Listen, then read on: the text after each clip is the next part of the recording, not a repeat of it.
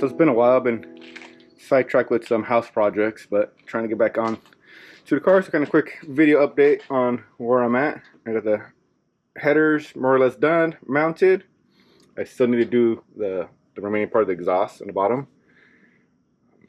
Let's see, got the radiator, everything connected, new coolant lines, fuel lines ran, ignition system. I have a remote mounted oil filter, little honeycomb oil filter, and fittings for all the oil lines. Did the ignitions last night, and really my goal, I'm hoping this weekend I can do the exhaust, at least more or less able to fire it up with the somewhat of an exhaust so my neighbors don't hate me too much. And I really want to have the car in a position to drive so I can break in the engine properly and not have too much, really ideally hardly any idle time on it.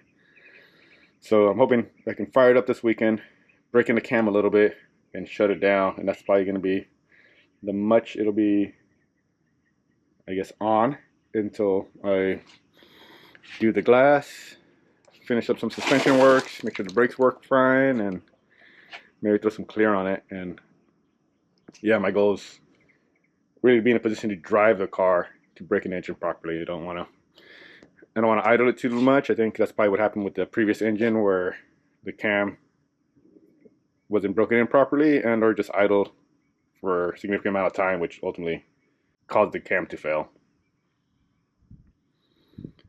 But yeah, that's going to be this weekend's project. Hopefully by the end of this video we'll fire it up.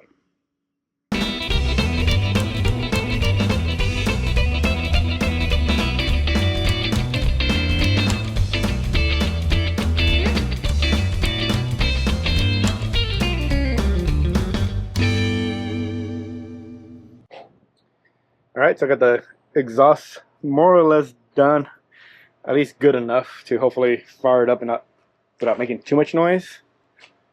Just got to tidy up a few things, and yeah, hopefully within the next hour I can fire it up. So like life, it's always a 2 step forward, 1 step backwards.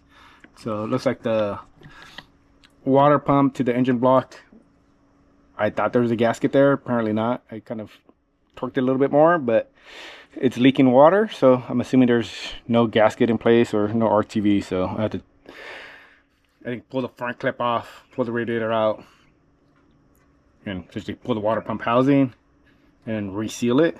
But it's gonna be, I think, a project for next weekend. I really would like to try to get it fired up, so my goal is to crank it over, build some oil pressure, hopefully fire it up, give it a few revs, and call it a day.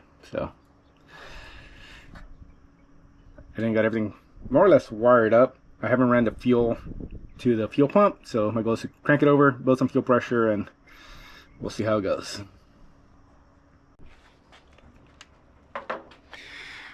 Alright, so I'm going to try the first time cranking this specific engine.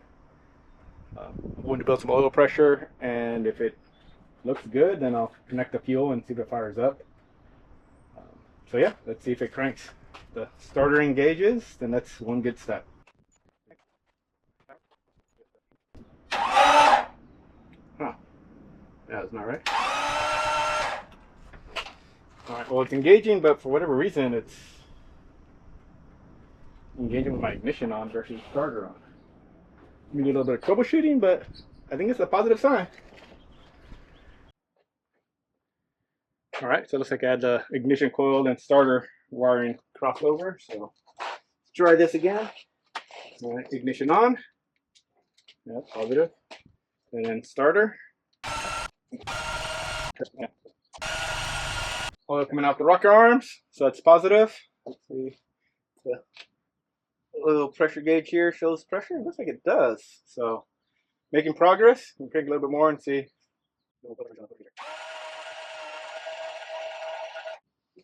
Alright, so oil pressure gauge on the car's climbing. I see oil coming down the galleys here on the rocker arms. Just spilling water all over the place, but It is what it is.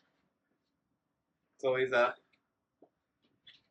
it's like that in life, right? You get 2 steps forward, 1 step backwards, but continuously making progress. So that's always positive. So at this point, just connected the fuel pump and really try to make progress on getting the car running. But for whatever reason, I couldn't even get a sputter out of it.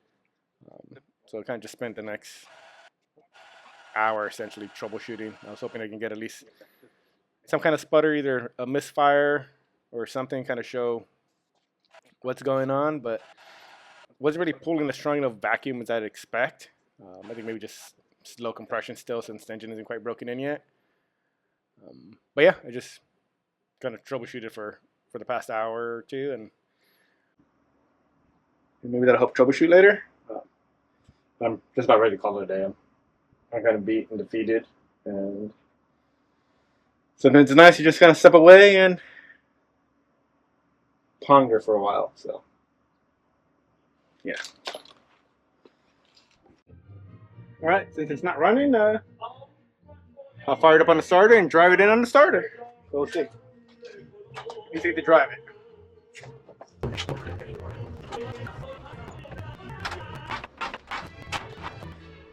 I guess it's driving it.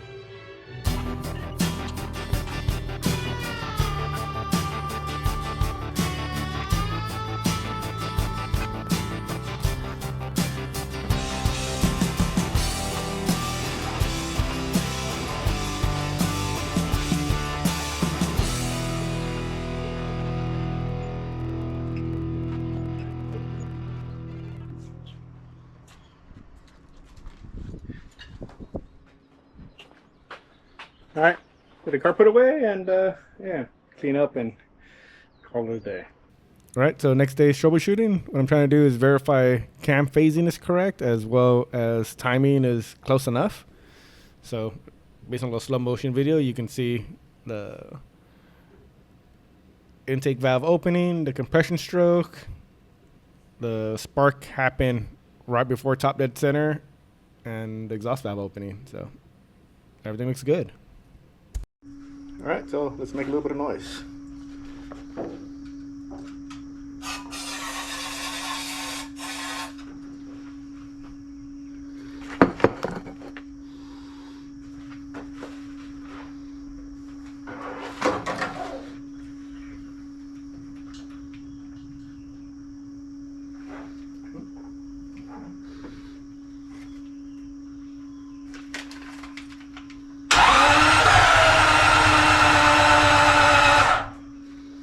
All right, I heard a little cough.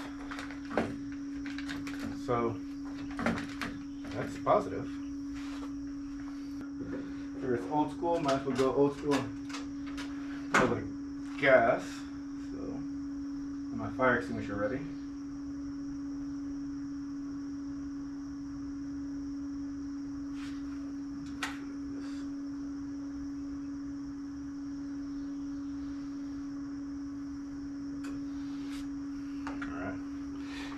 Maybe the gas out here. Let's see how it goes.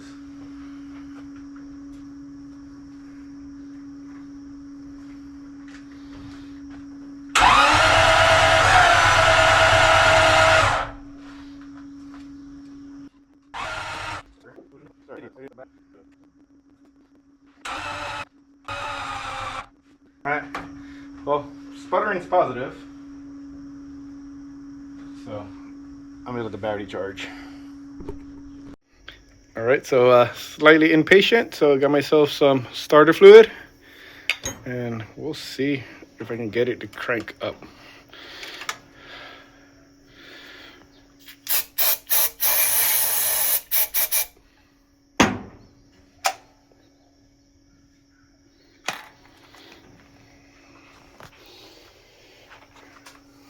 My fire extinguisher ready, and let's see how it goes.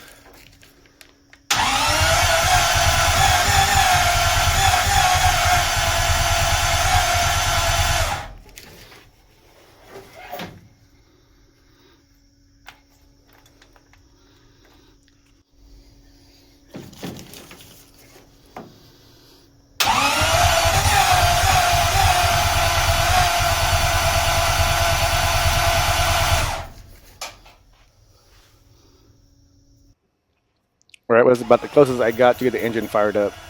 I think really next step is probably going to pull the plugs, maybe add a little bit of two-stroke oil or motor oil down the cylinders, crank it a bit, hopefully build some more compression, clean the plugs. I need to figure out why my timing light isn't working. Maybe I'll try to pick up another timing light or borrow one and see if I can get the timing in a better or hopefully closer position to where it should be. And yeah, hopefully next weekend I can fire it up. Thanks for watching.